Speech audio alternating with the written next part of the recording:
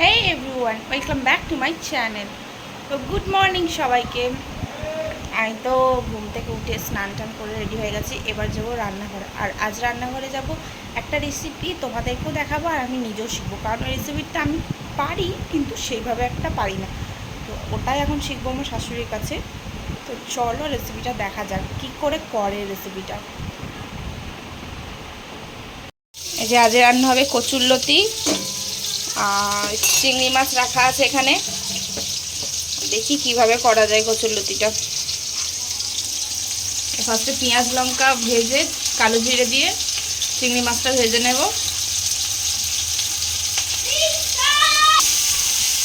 ভালো করে চিংড়ি মাছটা পেঁয়াজ লঙ্কার সাথে ভেজে নেব, তাহলে বেশি ভালো লাগবে। চিংড়ি মাছটা একটু ভালো করে লাল করে ভেজে নিলে পেঁয়াজটার সাথে। চিংড়ি মাছের মধ্যে হলুদ নুন দিয়ে ভালো করে ভাজতে হবে চিংড়ি মাছটা।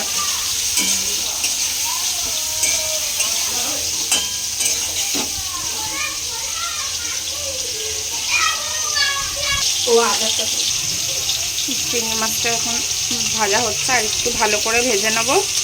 এই যে আদা লঙ্কা বাটা দিয়ে দিল।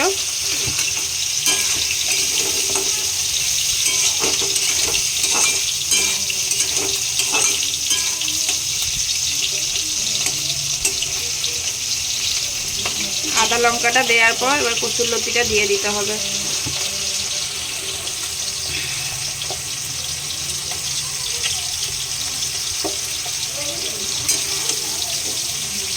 কচুরলতিটা দেওয়ার পর ভালো করে নাড়াচাড়া করতে হবে, যাতে ভালো করে সবগুলো একসাথে মিশে যায়।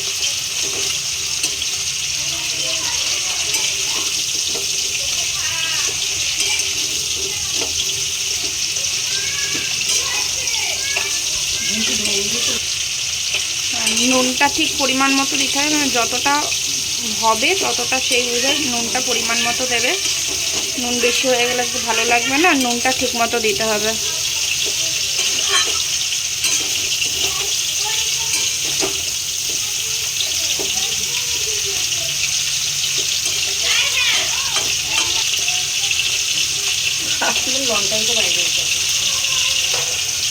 যে ভালো করে নাড়াচাড়া করে এবার ঢাকা দিয়ে দিতে হবে কিছুক্ষণের জন্য।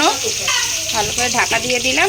এবার এটা হালকা নর্মাল স্টিমে রেখে এটা এখন থাক কিছুক্ষণ, তারপরে দেখছি কেমন হয়। এই যে এটা এবার হয়ে গেছে ভালো করে, ঠিক এরকমই হবে। ভালো করে নাড়াচাড়া করে নুনটা একটু দেখে নেবে, দেখে তারপরে দিয়ে দেবে। এটা আবার একটু তোমরা যদি আম দিয়েও করতে পারো, এটার মধ্যে আম দিলে আরও টেস্টি লাগে খেতে।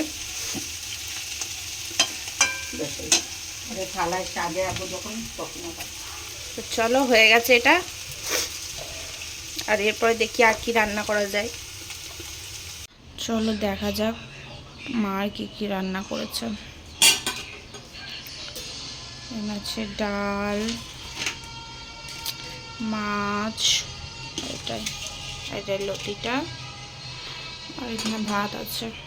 তো চলো খাওয়া যাক কেমন হয়েছে সেটা দেখি।